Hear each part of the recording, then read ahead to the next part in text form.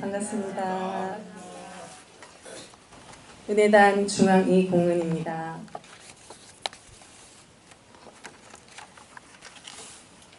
벼락치기 습성은 왜 이렇게 안 없어지는 걸까요?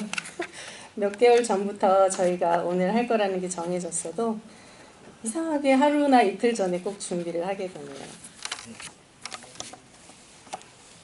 오늘은 저희 은혜단에서 오타원 이청춘 선지님에 대해서 발표를 하기로 하였습니다. 그래서 오타원 이청춘 선지님의 삶이나 그런 활동했던 내용들을 중심으로 간략하게 훑어보기로 하겠습니다.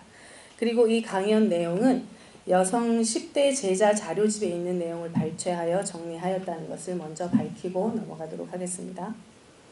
먼저 오타원 이청춘 선진의 입교전 삶을 간략히 짚고 넘어가도록 할 텐데요. 오타원 선진은 1886년 3월 26일 전북 전주시 청수동에서 부친 이인경 선생님과 모친 김설상화 여사의 3녀 중 셋째 따님으로 출생하였습니다. 이청춘의 세상 이름은 화춘이었고요. 어려서 불우한 환경에서 자라서 화류계에 몸을 담게 되셨습니다. 전북 도의원을 지낸 이대규의 셋째 부인으로 살았던 적도 있었고요. 매사에 마음 쓰는 것이 활달하고 명쾌하여서 처첩간에 시세움이 없었다고 합니다. 이청춘 선지는 그럼 어떻게 이 회상과 만나게 되었을까요? 기녀로 꽃다운 청춘을 그렇게 다 흘려보내고 부록의 나이에 점점 가까워지던 38세 되던 어느 날 오타원 선지는 마당에서 돼지 한 쌍이 놀고 있는 것을 보고 우리 인생도 오욕생활에 탐몰하여 인생의 본분을 찾지 못하면 저 돼지와 다를 것이 무엇인가 라고 생각하게 되었다고 합니다. 사람으로서 애욕과 탐착, 향락에 빠져 산다면 짐승과 다를 것이 없음을 깨닫게 되신 거죠. 원불교 법훈록이라는 기록서에 의하면 오타원 선지는 38세 원기 8년 동년 12월 삼타원 최도화 대호법으로부터 대종사의 고명하신 성체와 도덕을 전해 듣게 되었습니다. 원기 9년 39세 되던 해봄 전주 부 대정정에 행가하신 대종사를 뵙고 환히 용약한 마음으로 제자가 되어 인생의 본분을 찾기로 서원하였다고 합니다. 1919년부터 1923년까지의 불법 연구의 입회 원명부에는 이청춘 선진의 원불교 입년 연월일이 원기 8년 11월 22일이라고 기록되어 있습니다. 오타원 선지는 용모가 단정하고 성격이 명당 쾌활하셔서 이론이 밝고 좌담석상에서는 웅변가라는 평을 들으셨습니다. 소태산 대종사에게 청춘이라는 법명을 받게 된 오타원 선지는 법명이 불려지는 것을 자랑스럽게 여기셨다고 하세요. 박용덕 교무가 쓰신 원불교 초기 교단사 2권 돌이 서서 물소리를 듣는다에는 다음과 같이 기록하고 있습니다. 시창 8년 비단장수 최도화의 인도로 전주 대정정에서 소태산을 뵙고 환히 용약한 마음으로 제자가 되어 세송명 화춘이란 이름을 버리고 청춘이란 새 이름을 받았다 라고 기록이 되어 있다고 합니다. 그러면 오타원 이청춘 선진의 이력을 간단히 살펴보도록 할게요. 원기 8년에 원불교에 입교를 하셔서 원기 9년에는 총부 건설 착수 당시에 특별 후원자의 이름을 올리셨고요. 원기 10년에는 입교 기념으로 본인께서 가지신 모든 토지를 전부 교단에 희사하셨다고 합니다.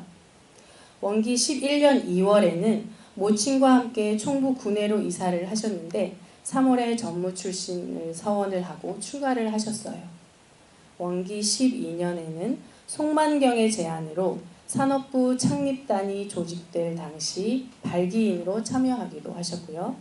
원기 13년은 1대 1회 기념총회 당시에 예비 특신부 60인의 이름이 올리셨고요.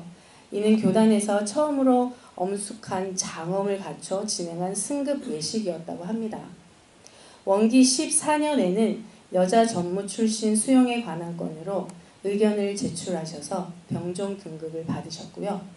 원기 16년 3월에는 예비 여자 수의단 후보에 내정되기도 하셨어요. 원기 17년은 현 시대는 여자도 배워야 한다는 주제로 부산에서 강연을 했던 기록도 남아 있습니다. 오타원 이청춘 선지님은 열정이 굉장히 강하신 분이셨는데 공부 방면으로 많은 취미가 있으셨고 법문 듣기를 좋아하셨어요. 소태산 대종사가 영광으로 가면 영광, 만덕산으로 가면 만덕산으로 따라다니시고 입성과 청법을 하는 데도 정성을 들이셨다고 합니다. 이러한 오타원 선진의 열정은 입선일 3개월간의 공부 성적을 발표하고 성적표를 수여할 당시 좌선반 공부 성적의 등수 제1등에 이청춘이라는 이름이 올라있을 정도였고 불법 연구회에 입회한 이후로는 전일의 화려한 삶을 모두 놓아버리고 절약 건박한 모습으로 수양에 오롯이 정진하는 삶을 살았다는 것을 확인할 수 있습니다. 오타원 선지는 원기 11년에 총부에 들어와서 살기 시작한 이후로 영광, 광주, 전주, 부산 등 각지에서 열리는 입선에는 적극적으로 참여하셨고요. 또 필요에 따라서는 강연 요청 등에도 응하셔서 강연을 하시기도 하셨답니다. 그렇게 30계문을 지키기 위해 노력하며 생활하시던 오타원 선진에게도 딱 한 가지 잘 안 되는 것이 있었다고 해요. 그게 바로 무엇이었을까요? 담배였답니다. 30계문 떼는 데는 굉장히 노력을 하셔서 모든 30계문을 실천하시는 그런 분이셨지만 속병으로 말미암아서 담배를 끊지 못하시고 늘 심중이 불안하여 별별 수단을 다 써보셨다는 기록이 남아 있습니다. 이에 대해서 대종사님과 주고받은 이야기를 한편 소개해 드릴게요. 오타원 이청춘이 전주에서 총부로 이주해 와서 살면서도 세상에서 익힌 담배를 끊지 못하고 계속 피웠다. 대종사 엄히 주의를 주시었다. 이곳에 와서 담배를 못 대면 쓰겠느냐. 이 말씀을 받든 이청춘은 금연 기로 굳은 결심을 하고 방문을 걸어 닫고 칩거하며 문구멍으로 새끼 밥을 차입해 먹으면서 담배를 끊으셨다고 해요. 굉장한 의지시죠. 후일 청춘이 말했다. 나 구류 살고 담배 끊었다. 라는 이 일화에서 볼 수 있듯이 오타원 이청춘은 가진 강한 의지와 공부심의 소유자라는 것을 알 수 있습니다. 그러면 오타원 선지님께서는 어떤 활약을 하셨는지 한번 살펴보겠는데요. 크게 세 가지 정도로 나누어서 생각해 볼 수 있습니다. 하나는 불법 연구의 창립 발기이고요. 둘은 중앙총부 유지 건설, 그리고 세 번째는 전주 교화인데요. 오타원 선지는 원기 9년 불법 연구의 창립을 준비할 당시 7인의 발기인 중 여성 유일의 1인이었다고 하세요. 이것이 가지는 상징성은 아무래도 남다르다고 할 수 있는데요. 원기 5년 남녀 권리 동의를 선언한 소태산 대종사의 이론이 현실에서 직접 실현된 단면이기도 하답니다. 여러 여성 제자 중 오타원 선진이 어떻게 창립 발기인에 속하게 되었는지에 대한 기록은 현재로서는 전혀 찾아볼 수가 없다고 해요. 여러 자료들에 근거하여서 가능한 추측이 몇 가지 있을 뿐인데 그 추측 중에 하나는 오타원 선지는 경제적 또는 사업 방면의 안목이 탁월하였고 이를 소태산 대종사가 알아보셨을 거라는 추측이고요. 둘째 추측은 오타원 선지는 정규 학습 과정을 거치지 않았음에도 학습과 문예 등의 소질이 있었고 이것이 불법 연구의 창립 발기에 많은 도움이 되었을까라는 추측이고요. 그리고 세 번째 추측이 가능한 것은 소태산 대종사의 평등 혹은 동권 사상을 실현하는 데 있어서 제대로 된 적임자였을 것이라는 추측이에요. 그리고 가난한 교단의 초창 경제에 도움이 되고자 오타원 선지는 입교 기념으로 자신이 가진 토지 전부를 교단에 희사하기로 다짐을 하게 되는데, 이때의 상황을 담고 있는 본문이 대종경 실시품 26장입니다. 오늘 예회보에도 실려 있는 내용이죠. 이청춘이 돼지 자웅에 노는 것을 보다가 마음에 깊이 깨친 바 있어 세간 향락을 청산하고 도문에 들어와 수도에 힘쓰던 중 자기의 소유 토지 전부를 이 회상에 바치려 하는지라. 대종사 말씀하시기를 그대의 뜻은 심히 아름다우나 사람의 마음이란 처음과 끝이 같지 아니할 수 있으니 더 신중히 생각하여 보라 하시고 여러 번 거절을 하시니 청춘은 한 번 결정한 마음에 변동이 없을 뿐 아니라 대종사의 여러 번 거절하심에 더욱 감명하여 받아주시기를 굳이 원하거늘 대종사 드디어 허락하시며 덕을 쓸진대 천지같이 상 없는 대덕을 써서 영원히 그 공덕이 멸하지 않도록 하라라고 하셨답니다. 여기에서 저 같으면 예 알겠습니다 하고 얼른 접었을 텐데 역시 오타원 선지님께서는 예사분이 아니셨던 것 같습니다. 그리고 전주 교화에 관한 내용인데요. 전주는 소태산 대종사가 불법 연구회 창립 이전에도 자주 다녀가셨고 창립 발기에 본격적인 논의가 이루어진 곳이었음에도 불구하고 원기 19년이 될 때까지도 제대로 된 교화의 장조차 마련되지 않았다고 합니다. 이것을 안타깝게 본 오타원 선지는 원기 20년 자신의 고향인 전주에 본격적인 교화를 하기로 서원하고 남은 재산을 모두 털어서 노송동에 가옥을 마련하게 됩니다. 불법 연구회 전주회관이라는 간판이 붙은 가옥을 마련한 전주 지부는 같은 해 정식 교당 설립 인가를 받고 전주교당으로 탄생해 본격적인 교화 활동을 시작하게 되십니다.